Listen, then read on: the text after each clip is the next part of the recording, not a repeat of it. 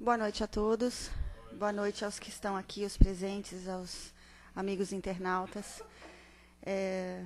Friozinho, né? Esperto. É bom para ver se a gente aquece também o coração na hora de lembrar de outras pessoas que estão precisando de alimento e de roupas, de uma maneira geral. A gente agradece muito a presença de todos. A casa, com a espiritualidade superior, proporciona todo o acolhimento que a gente precisa, todo o refazimento. E a gente só espera que cada um, quando saia daqui, coloque na prática tudo aquilo que a gente vivenciou, né? Tem uma mensagem do Emmanuel que eu gosto bastante, onde ele diz assim: Senhor, só te pedimos uma coisa, que a gente tenha um pouco mais de vergonha no rosto de te oferecer tão pouco e pedir tanto. O que nós oferecemos a Deus em termos de melhora, em termos de evolução, ainda é muito pequenininho, perto do tanto que a gente recebe. E a gente fica feliz de ter uma casa, um local, um espaço onde a gente possa gerar dentro de nós essas reflexões, essas mudanças, cujos principais beneficiários somos nós mesmos. E a casa, como eu estava falando, agradece a presença de todos e as doações que todos fazem, garantindo que pelo menos a parte assistencial, material das cestas possa acontecer com a frequência que a gente gostaria de receber para a gente. Então, as 80 famílias que são socorridas pelos alimentos agradecem, né? Quando a gente fala casa, agradece, mas atrás da casa tem 80 famílias dependendo do saco de arroz ou de feijão que cada um traz. E eu gosto de insistir em duas coisas a respeito das cestas básicas. Uma é assim, não tem quantia, tá, gente? Porque assim, um saco de arroz é a diferença entre terminar de montar uma cesta ou não. E a outra coisa, as famílias comem todo dia como a gente. Então, as nossas doações, que na verdade não são muitas, porque a gente tira do nosso supérfluo. Então, assim, não pesa tanto para nós e faz a diferença na vida de todos. A casa tem tratamento todos os dias, tem na internet, tem aqui afixado. E falando das nossas cestas, a gente tem algumas prioridades no mês. Todo mês tem uns itens que faltam mais. Não quer dizer que a casa não receba os outros, só quer dizer que esses são mais periclitantes, né, para a nossa montagem. Então, na ordem que eu vou falar, arroz, feijão, óleo, leite em pó e açúcar. Então, a gente agradece muito e convida a todos também que participem na montagem, na entrega dos lanches.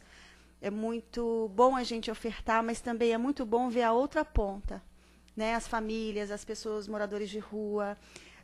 Como disse o Akio algumas semanas atrás, a gente, quando oferece, quando faz a triagem aqui, quando faz o trabalho, a gente sai muito mais atendido, muito mais socorrido, mais emocionado do que eles quando estão recebendo. Então, o bem é nosso. Quando a gente faz o bem, nunca é entre eu e o próximo, é sempre entre eu e Deus, né? Então, o assunto nosso é sempre com Deus. Então, dados os avisos, a gente vai fazer a nossa prece para iniciarmos o tratamento.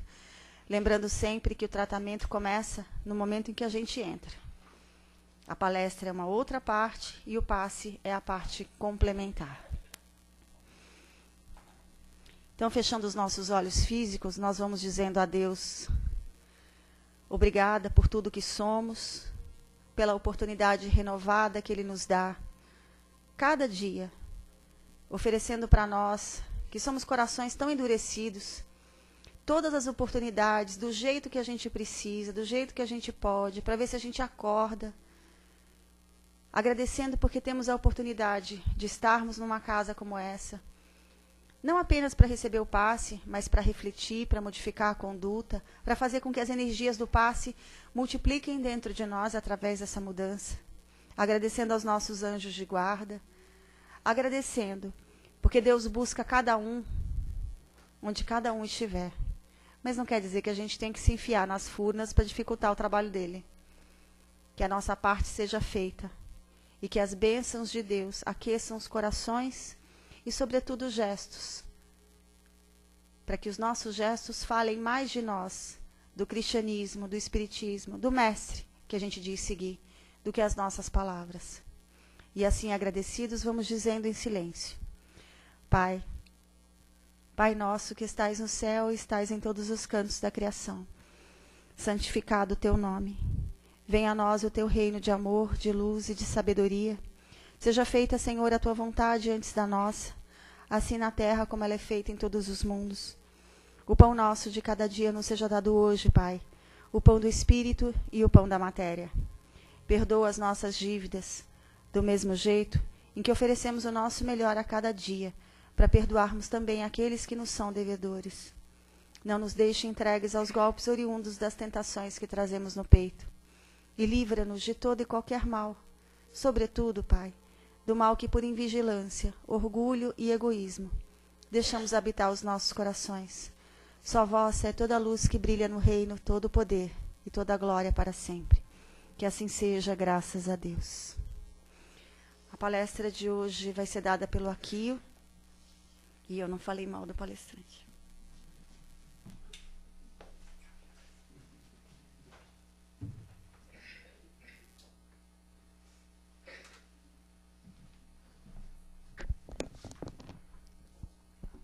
Minhas queridas amigas, meus queridos amigos, mais uma vez, muito boa noite a todos. Aos nossos amigos internautas também, nossa boa noite. Nós estamos com internet? Noite bastante fria, né? Mas a gente vai se aquecer um pouco, ouvindo as palavras da Joana de Ângeles. O tema de hoje é ansiedade e fé. É a psicografia do Divaldo, ditado pelo espírito Joana de Ângeles, do livro Otimismo, no capítulo 49. E a Joana, ela já começa na primeira frase do texto, ela fala assim: você já se percebeu ansioso por algum fato, em alguma situação? Nossa! Eu acho que ela perguntou e já deu até uma risadinha, assim. Ela sabia a resposta que nós íamos dar, não é? Todos, sem exceção, temos essa experiência. E aí, com uma técnica até de engenheiro, a gente tem essa mania, né, de querer saber os detalhes. Então, a gente está falando em ansiedade e fé. Eu fui lá no dicionário, né, Michaelis, lá no Aurélio, para saber mais detalhes do significado dessas palavras. A ansiedade vem do latim anxietate, escrito em X, e quer dizer um desejo veemente, um desejo ardente. Em psicologia, me desculpe o Paulinho e os outros psicólogos que estão aqui, porque eu vou dar uma definição muito curtinha em psicologia. Ansiedade Paulinho, me corrija se estiver errado, é uma atitude emotiva referente ao futuro. Ela é emotiva, da gente, emocional, sempre para frente, no futuro. E que se caracteriza por alternativas de medo e de esperança. Duas coisas, boa e ruim. Tá certo, Paulinho? Ah, que bom. A fonte foi boa. E busquei também o significado de fé. Fé vem de latim, fide, lembra? Fidedigno, a gente usa essa palavra comumente, né? Quer dizer, crença religiosa, convicção, crédito na existência de certo fato. Atitude mental que consiste em crer, essa definição que eu mais gostei. Atitude mental que consiste em crer, implicando habitualmente em compromisso prático. Nossa, aí numa definição de um dicionário da língua portuguesa, a gente começa a já ver um pouquinho do que a Joana vai querer nos transmitir, né? E para nós espíritas, lá no dicionário espírita, fui buscar também, lá diz que a fé, ela precisa ser atitude racional, lógica, uma atitude de acreditar porque se compreende, a famosa fé raciocinada. Então aí a gente já tem algumas colocações. Uma, que a ansiedade atinge todos nós, 100%. Né? Vimos a definição do que é ansiedade e do que é fé. E aí a Joana coloca entre aspas assim, perguntando assim: e o que vocês acham? A ansiedade é bom ou ruim? É uma coisa positiva ou negativa? Né? E aí eu busquei uma resposta de uma psicóloga também, Paulinho, a doutora Maria de Abreu Alves, que ela disse que esse é um ponto muito interessante de perguntar, se é bom ou ruim a ansiedade, já que as coisas não são interpretadas da mesma forma por todas as pessoas. Aí deu um nó na minha cabeça, falei, fiquei, e agora? Né? É bom ou é ruim? Aí no exemplo que essa doutora dá, a gente começa a entender muito melhor. Muito claramente, inclusive. Vamos supor que eu e meu amigo Luiz, tio Lu, eu chamo ele de tio Lu, vamos fazer uma prova, um exame de seleção. Né? E a gente se prepara, estuda, né? Se aplica, pesquisa. E o tio Lu, espírito superior como ele é, tranquilo, dorme bem, absorveu toda a matéria, está lá tranquilo. Ele vê aquela prova, aquela seleção, como uma oportunidade de melhoria, uma oportunidade de evolução. E que se ele não tiver um bom resultado, ele não vai desistir. Ele vai ver o que ele fez de errado, vai estudar novamente, vai se aplicar e vai fazer o teste novamente e vai passar. Eu, que não sou um espírito tão elevado quanto o tio Lu, estou com insônia, não durmo há uma semana, estou com disfunção intestinal, nervoso, pensando assim, nossa, se eu não passar nesse exame, vai ser uma catástrofe, eu não vou poder galgar um degrau. O que as pessoas vão pensar de mim eu não passando nesse exame? Vejam, é o mesmo evento, teste de seleção. Vejam as ansiedades que o tio Lu tem e a ansiedade que eu tenho. É isso que a doutora Marisa quis dizer. É o mesmo evento, é a mesma ansiedade, só que visto de polos totalmente opostos. E quantas vezes na vida, no nosso dia a dia, a gente não faz isso? Algumas vezes a gente vê na nossa frente 100 coisas boas. Ou vemos 99 e tem uma lá que não é tão boa. E a gente foca naquele lá. A Joana fala que aí nessa hora falta para a gente, sabe o quê? Para vencer essa ansiedade, a fé positiva, a fé que constrói. Por isso que a gente vai no caminho, né, da denominação da nossa palestra, que é ansiedade e fé. E a diferença toda aqui entre a minha ansiedade e o tio Lu é simplesmente o enfoque, como a gente fez. Né? Outro exemplo de ansiedade. A ansiedade de comprar e usar um bem. Seja um carro, uma televisão,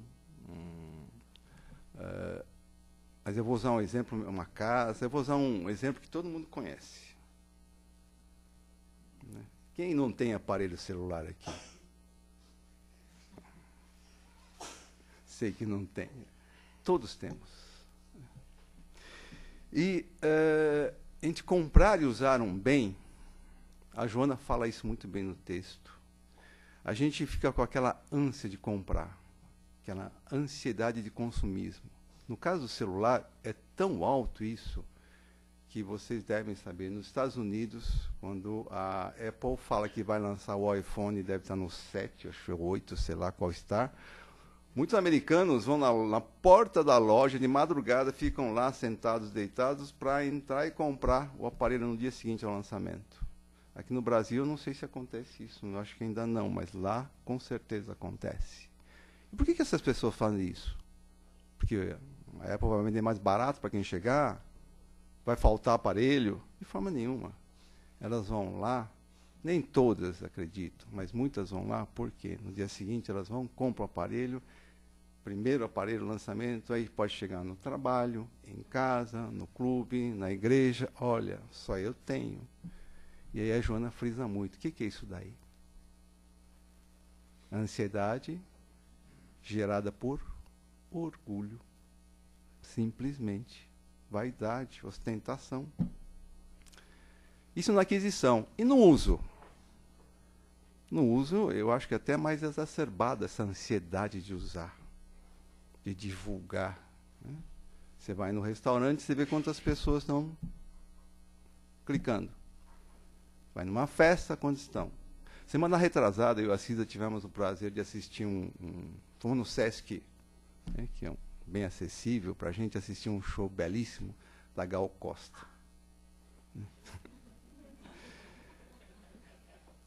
E não sei quem pôde ver. E a Gal, com seus 70 anos de idade, dando aquele show belíssimo, né, cantando, e num momento do show, ela para e pede para as pessoas se levantarem, né, e até se quiserem se aproximarem, para participar, cantando e dançando. Né, e assim nós estávamos no balcão, em cima. Né, e a gente olhou lá embaixo e realmente o público levantou, todo mundo veio, a Gal cantando, só que aí todo mundo com o celular na mão, um filmando, o outro tirando foto com flash, outros ficam de costa para o palco para tirar selfie, tiram selfie do amigo e ficam ali com o aparelho para lá, para cá. Eu pergunto, né, isso a Joana coloca no texto, não nesse exemplo lógico, mas com outras palavras, o que essas pessoas estavam curtindo do show, esse momento do aqui e agora? A música é um deleite, é uma arte, é uma coisa gostosa, você trazer coisas de dentro para fora. Essas pessoas estavam preocupadas em Facebook, WhatsApp, Instagram, em mandar e tirar. Elas não curtiram o momento. E no texto a Joana chama muito essa nossa atenção. O que me admira na Joana é que ela fala as coisas mais óbvias que nós, surdos, mudos, cegos, não vemos. Né? Isso que é o duro, mas está lá, é isso que a gente faz. A gente pode pensar também, falar, poxa, que então consumir e ter é ruim? Não é, muito pelo contrário. A minha amiga Simone já falou isso também. Lá no Livro dos Espíritos, na segunda parte, nós temos as 10 leis morais.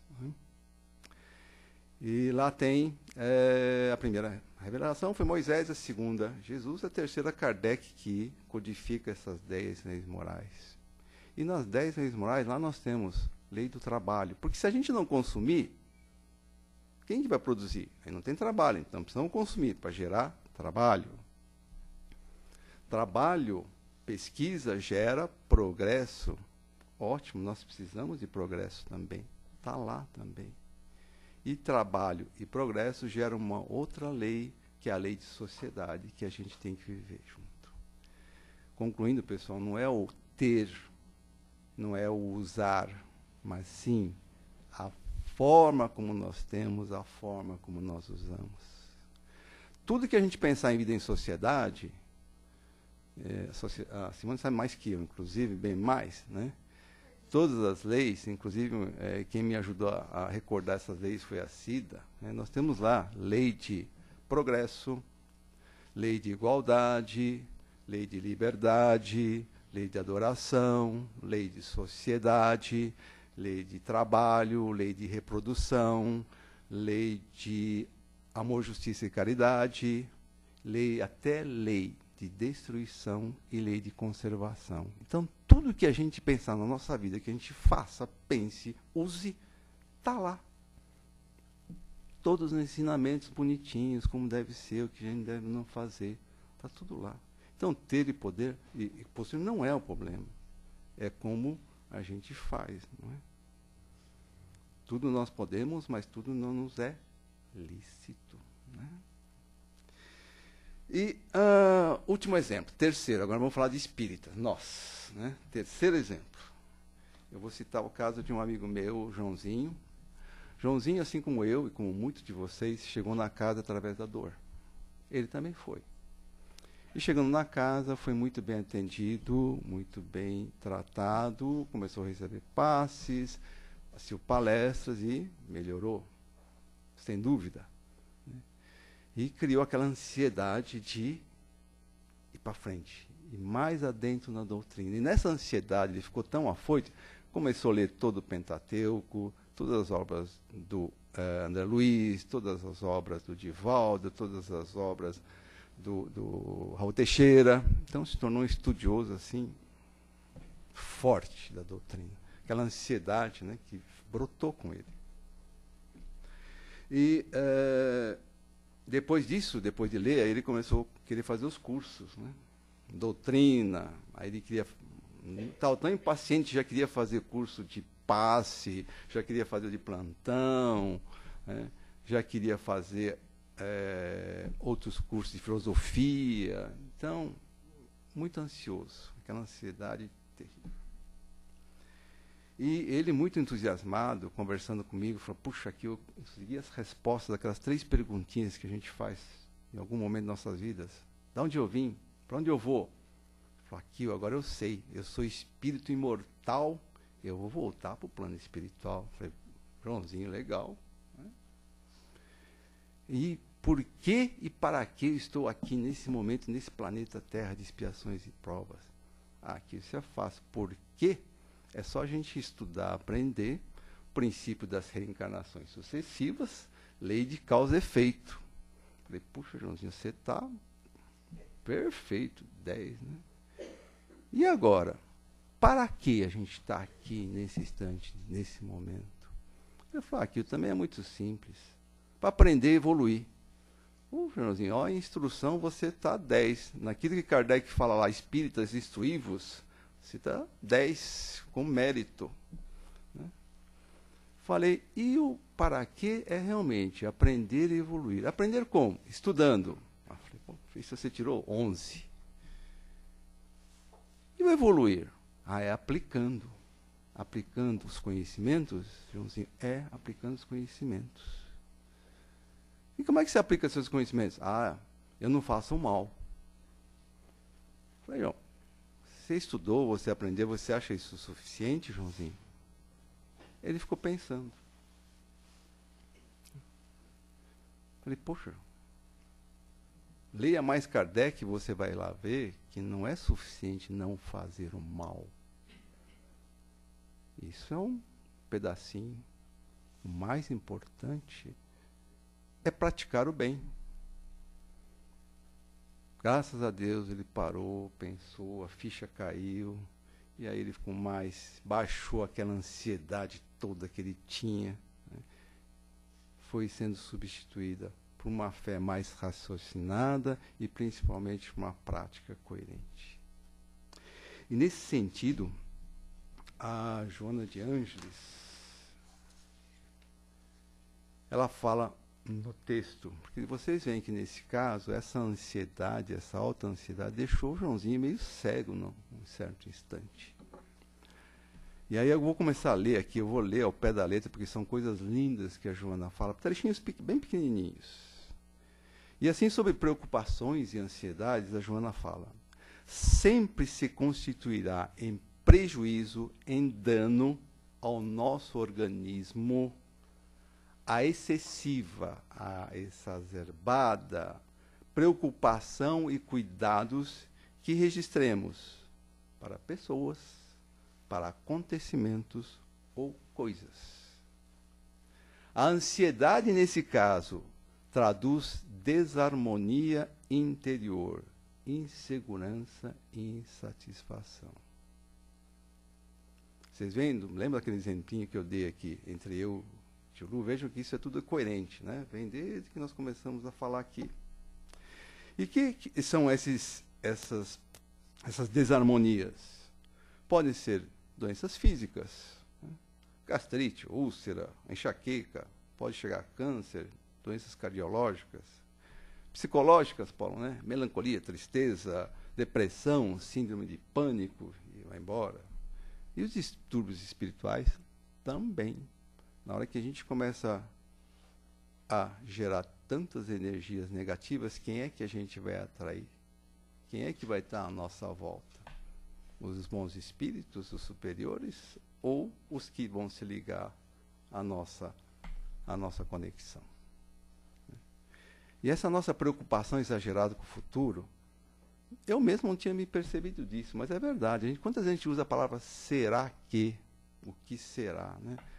A pessoa está no emprego, está bem, está tranquilo, uma hora ela para e pensa, poxa, será que eu vou perder meu emprego? A pessoa está bem de saúde, está forte. Ela fala, puxa, se eu tomar esse sorvete, será que eu vou ficar resfriado? Será que se eu tomar essa atitude, meu esposo, minha esposa vão achar ruim? Será que o meu filho, minha filha vai se comportar como eu pedi, como eu falei? O filho pode estar viajando, pode estar em outro país e a gente está lá pensando. Quem é pai e mãe sabe disso. Será que meu filho, minha filha vai fazer aquilo que eu recomendei, que eu aconselhei? Muitas vezes, quantas vezes nós não pensamos assim, puxa, se eu fizer tal coisa, o que será que as pessoas vão pensar de mim? Esse será que, o que será, quantas vezes a gente não faz? Não esquecer sempre que essas perguntas podem ser construtivas ou não. A Joana está frisando muito que a gente vai mais para o lado paralisante, né? E a Joana enfatiza: não vos inquieteis com o amanhã. Esse será que? Porque o amanhã trará seus próprios cuidados. É para a gente viver o aqui e agora, o presente. E aí tem uma frase aqui do Henry Beecher, ele é um editor, escritor americano, ele fala que todo amanhã tem duas alças. Uma alça é a da ansiedade. A outra alça é a alça da fé. E com elas nós podemos transportar, levar o nosso futuro. Com qual alça a gente vai levar mais, depende da gente. Se a gente puxar mais uma e menos outra, ela tomba. Então ele fala, o ideal é o equilíbrio entre a ansiedade e a fé. E a Joana ressalta mais isso ainda. Ela fala, não podemos controlar todas as variáveis da vida. Verdade. Né? A gente sabe disso. Sempre haverá situações que escapam ao nosso alcance, do nosso controle. Essa verdade vale para todos nós. Principalmente vale aonde? Em casa, com os nossos amados, com os nossos queridos, com nossa família. Quando a gente fala meu marido, minha esposa, meu filho, minha filha, esse minha é simbólico, é uma expressão, porque a gente sabe que não são nossos. Eles estão ali conosco, mas não são nossos. Nós não somos donos de ninguém, não é verdade? Nós não somos donos da verdade também. E nós não fazemos milagre, tanto que no Espiritismo não existe milagre, então muito menos nós fazemos milagres. Então a gente tem que abrir mão disso. E a Joana ainda continua. Nos momentos em que nós já fizemos tudo, nós usamos todos os recursos, fizemos tudo que nos cabia, nos quais usamos todos os nossos recursos possíveis. Cabe-nos apenas aguardar os desígnios da vida. E ela fala muito bem, será nesse exato momento que agirá a nossa fé. Joana é muito, não sei se eu admiro mais Joana ou Emmanuel, sei lá. Os dois são muito. Então, nós temos que fazer a nossa parte. E temos que lembrar também, respeitar o próximo, como Kardec fala lá no Livro dos Espíritos, que nós somos todos individuais. Começando pela nossa estrutura física, nem gêmeo univetilino igual. Não? Nossas expressões digitais, 7 bilhões de habitantes nesse planeta são diferentes, não somos iguais. E ele ressalta ainda, mais ainda quando nós falamos de espíritos. Cada um de nós tem a sua história de prova, expiação, de evolução. Isso nós temos que respeitar. Em nós e no próximo. E encerrando, a Joana de Ângeles nos ensina ainda. Essa fé, que é o antídoto da ansiedade, não nasce da nossa emoção. Ela é trabalhada na razão, na compreensão, na confiança da presença de Deus em nossas vidas e na certeza do seu amparo amoroso. Coisas lindas que a Joana fala. Né? Pessoal, quando eu preparei essa palestra toda, falei, fiz o resumo tudo, eu cheguei e falei, nossa, eu vou falar o óbvio, que todo mundo sabe isso, e quantas vezes a gente esquece disso. E principalmente a gente não aplica isso tudo. Então fica aí mais uma vez um momento de reflexão, para pensar, e principalmente para a gente começar agir. Nem que seja uma pontinha. Está adiantado 5, né? Tá, então tá bom. Então, quem já assistiu minhas palestras sabe que eu adoro terminar sempre com um causo do Chico, ou uma parábola de Jesus, mas as minhas prediletas, as minhas favoritas são as fábulas infantis. Adoro fábulas infantis. Porque as fábulas sempre começam com "era uma vez", que nos remete à infância, aquela coisa gostosa. Aí vem o conteúdo. Aí no final é que vem uma coisa mais pesadinha, que é o moral da história, né? Que muitas vezes a gente não quer nem ouvir a moral da história. Né? Então eu vou falando sobre orgulho, egoísmo, caridade, humildade. Eu vou encerrar com uma fábula. É uma fábula segundo o Dr. Google, é lá do Vietnã, é ensinada nas escolas no Vietnã. Talvez alguns que já conheçam até. E é a fábula do pernilongo e do vagalume. O pernilongo, eu vou mudar de nome, não vou dar nome vietnamita porque ninguém entender. Mas como aqui no Brasil nós estamos em voga, né? Dengue, zika, eu vou chamar ele de denguito. O pernilongo é o nosso amigo denguito. E o vagalume é o nosso amigo luzito, de luz. Denguito e luzito, pernilongo e vagalume, moravam próximos. E um dia o luzito vinha caminhando, foi fazer suas comprinhas, vinha voltando com as suas compras, encontrou com denguito, pernilongo. E denguito estava com uma expressão muito carregada, triste, calado. E o luzito, o vagalume, chegou: denguito, o que você tem? Você está doente? Você está tão carrancudo, né? Cabisbaixo, assim, dessa forma tão ruim. Falou: estou mesmo, o luzito, eu estou muito mal, porque eu estou muito frustrado, né? Eu tinha uma ansiedade tão grande de que eu fosse reconhecido, porque eu ajudo as pessoas, faço o máximo pelo ser humano e não sou reconhecido. Essa minha ansiedade se frustrou e eu estou muito machucado. O vagalume denguito falou: mas não entendi, denguito, me explica melhor. Mas você é burro mesmo, hein, Luizito? Olha o que eu faço.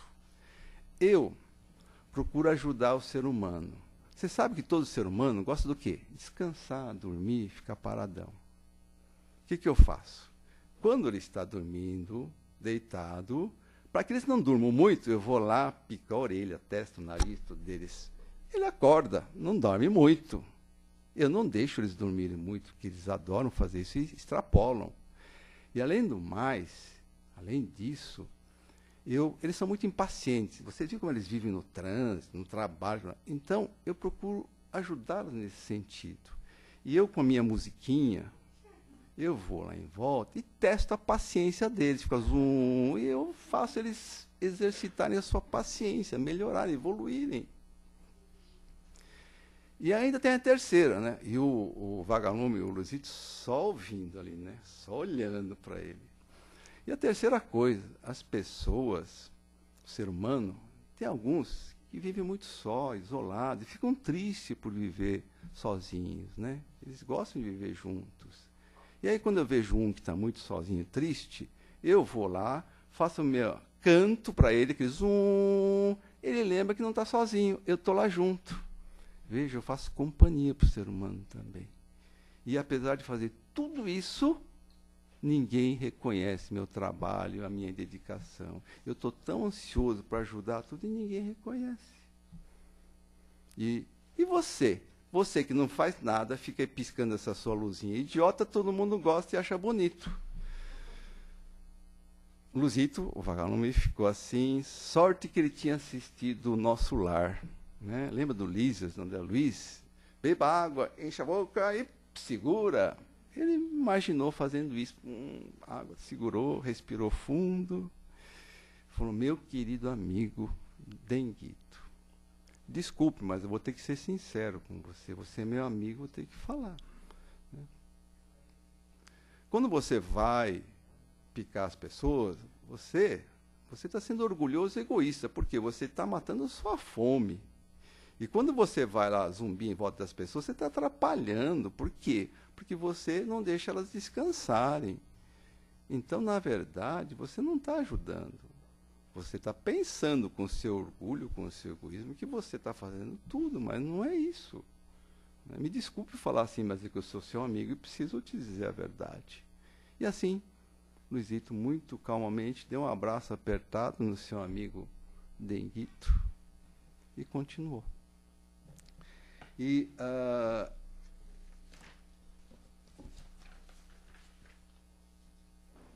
ele, sem nenhuma mágoa, pediu desculpa pelo que eu tinha dito e saiu caminhando. Né? E sem se dar conta, o Luizito Vagalume havia iluminado com suas palavras um novo caminho do orgulhoso Pernilongo Denguito. Aí vem a moral da história. O orgulho nos cega e leva-nos a pensamentos e atos inconsequentes. O Vagalume, na sua humildade, nos ensina como é importante ser luz que brilha na escuridão, ser a luz da paciência, do amor e do carinho para com o próximo, mesmo que uma luzinha pontual. Isso é para pensar mais em tudo que nós falamos na palestra. E, pessoal, eu deveria aqui, na realidade, estar terminando, mas eu vou pedir uma licença a vocês hoje para a gente fazer o encerramento com uma homenagem.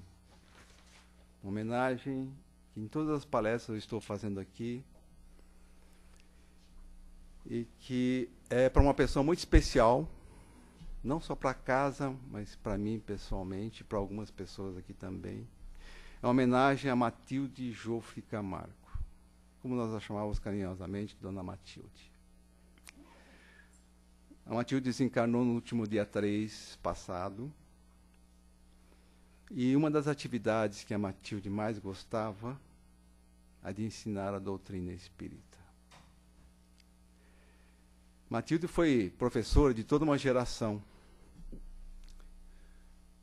de trabalhadores que hoje são palestrantes, são professores, são trabalhadores, são passistas, são plantonistas, enfim, que estão trabalhando na seara espírita. E eu tenho o privilégio, juntamente com muitos daqui, de estar nesse rol, de ter sido ensinado pela Matilde, de ter esse privilégio de ter sido ensinado e convivido com a Matilde. A Matilde foi a minha primeira professora há uns 10 anos atrás, quando me formei no primeiro ano de doutrina básica espírita. E quando a Sandra me convidou para vir aqui dar a primeira palestra da minha vida aqui na casa, e a da minha vida também, numa quarta-feira, a Sandra lembra disso, eu vim e cheguei aqui na cozinha e encontrei com a Matilde. Conversamos, me deu um abraço afetuoso, e ela sentou-se aqui. Onde está o Paulinho hoje? Super arrumada, bonitinha, como sempre. E aí eu percebi no seu olhar, quando ela estava ali, quando eu estava palestrando aqui, a alegria, a felicidade, até um certo orgulho que ela estava tendo ali, de me ver aqui. Por mim ela estava tendo esse sentimento, com seus olhinhos claros, límpidos, brilhando. Na nossa formatura, a Sandra deve lembrar disso, a casa, a Sandra organiza, junto com a diretoria, uma festa de encerramento. Muitos já participaram aqui, onde nós comentamos os eventos, o futuro da casa, e onde os alunos que estão terminando ou terminando o ano, o curso, são convidados a vir aqui falar alguma coisa, dar o seu depoimento, falar algumas palavras. E eu vim, era a primeira vez que eu vim aqui no púlpito. Matilde estava ali na segunda fileira, do lado da Tânia, e olhando para os olhos dela, o olhar dela nesse instante foi diferente, porque eu estava aqui ansioso, né, com aquela ansiedade, nervoso, trêmulo. Ela me olhou com aqueles olhinhos, tipo, tenha confiança, você consegue. E isso me deu aquela fé que eu precisava, que nós acabamos de falar tanto. Eu serenei, pude falar o que eu precisava falar, que eu gostaria de falar. E terminei com uma frase uma mensagem que é do André Luiz, e que eu fiz naquele instante em homenagem principalmente a ela, e que eu levo até hoje no meu coração, e nos meus momentos difíceis eu busco essa mensagem. André Luiz disse que longo é o nosso caminho, grande é o nosso débito, porém inesgotável é a nossa esperança. Pai amado, ensina-nos a descobrir os imensos tesouros que colocaste nas profundezas de nossas almas. Pai querido, auxilia-nos a acender em nossos corações a chama eterna da sublime procura. E aqui então fica a nossa homenagem, nosso carinho, nosso amor, meu e de todos que aqui conviveram com a Matilde, essa singela homenagem para ela. Muito obrigado, meus amigos.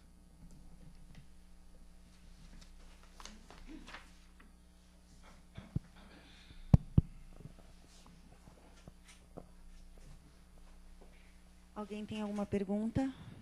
Alguma dúvida?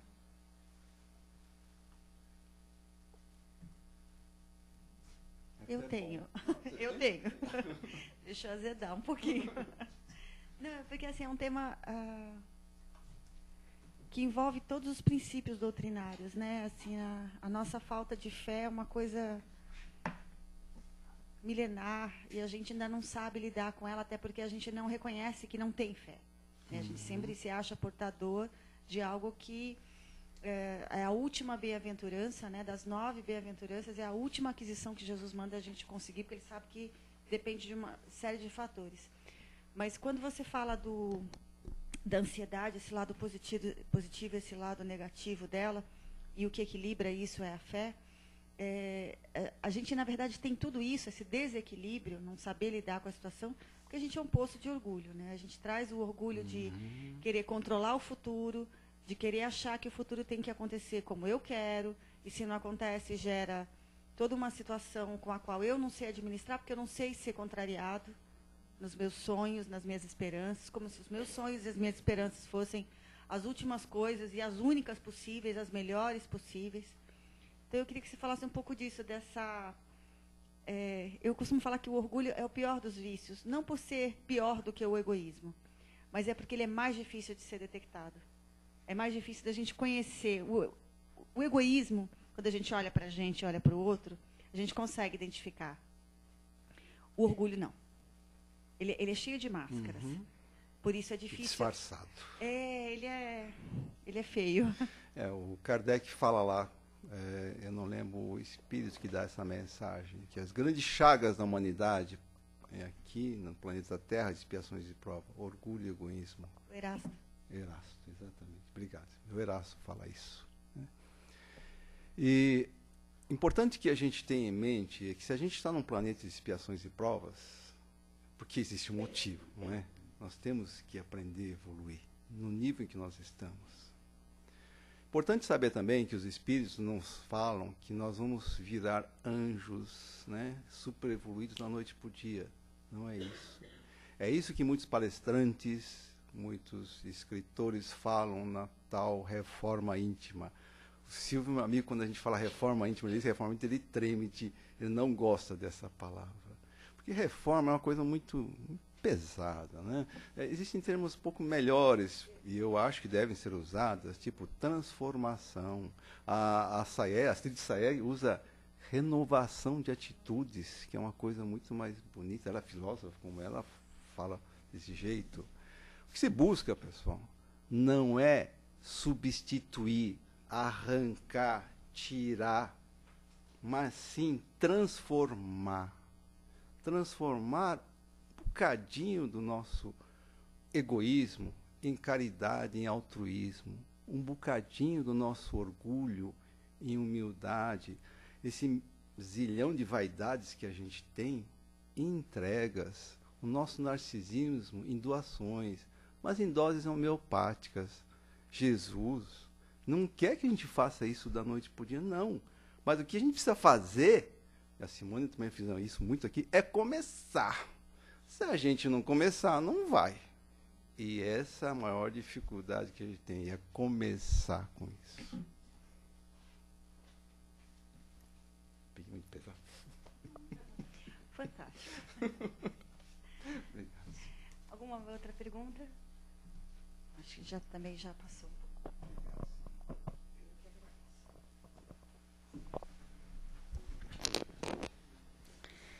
Então, gente, depois do Evangelho, depois dessas palavras, que eu espero tenham gerado muitas reflexões, muitos questionamentos, a gente vai fazer a parte que eu acho que é a mais importante. É quando a gente para de pensar no nosso problema, na nossa vida, na nossa família, nas nossas ansiedades, e deposita tudo que a gente pode oferecer de melhor nos problemas dos outros. Isso se chama vibração. Então, que a gente feche os olhos, mentalizando a figura de Jesus, mentalizando Nossa Senhora, esse manto amoroso envolvendo essa casa, envolvendo cada um de nós, para que o que nós temos de melhor possa ser levado nesse instante a todas as criaturas que precisam. Quando nós pensamos o bem, desejamos o bem, do nosso plexo solar, que é a altura do coração, saem fluidos. E esses fluidos são proporcionais àquilo que desejamos e sentimos. Então eu queria pedir que todos mentalizem o planeta Terra. Eu sei que todo mundo sabe que está precisando esse planeta. E é tanta coisa que eu não saberia dizer para vocês o que é que a gente pode vibrar. Então eu peço que a gente vibre muito amor, porque a partir do amor tudo se resolve. Que cada um tenha a coragem, o discernimento, de modificar em cada um o que cada um precisa. Para que a gente não perca mais oportunidades. Para que tudo aquilo que Deus oferece nas nossas mãos nós possamos agarrar. E como disse o Akil, por fim, começar. Nós ficamos paralisados muito tempo. E que esse amor que nós doamos possa levar entendimento, esperança e coragem para essa caminhada ficar cada vez mais intensa. Que esses fluidos beneficiem, tranquilizem e fortaleçam a encarnados e desencarnados, estejam onde estiverem, em leitos de dor, em provas, em expiações, em missões. Pedimos a gentileza da espiritualidade superior de levar uma parcela dessa vibração que nós doamos com tanto carinho para os nossos lares, para os nossos queridos, para que uma cúpula de proteção se faça e que nós possamos fazer jus a essa cúpula, mantendo a vibração, o pensamento e a atitude em acordo com tudo aquilo que a gente ouviu tão bem colocado na palestra. Pedimos também, Senhor, porque sabemos que estamos interligados uns aos outros, que essas vibrações sejam também levadas e que beneficiem aquelas criaturas que nós chamamos de obsessores, os nossos, os dos outros. Que todo mundo possa se sentir melhor, possa ser tocado, beneficiado, aliviado, com tanto tempo carregando mágoa. Imagina a dor, imagina o desespero. E pedimos também por nós, para que essas vibrações nos lembrem a cada dia que somos seres imortais, que o que não fazemos hoje levamos na próxima, que todo o trabalho que aparece nas nossas mãos é bendito, porque tudo vem do Pai, e do Pai só podem vir coisas benditas. Que o nosso coração pare de reclamar e abrace com muito carinho a oportunidade que nos é dada todos os dias por misericórdia de fazermos o bem. Graças a Deus. A gente permanece em silêncio, ainda continua o tratamento e depois a gente vai para os passes. Bom tratamento para todo mundo.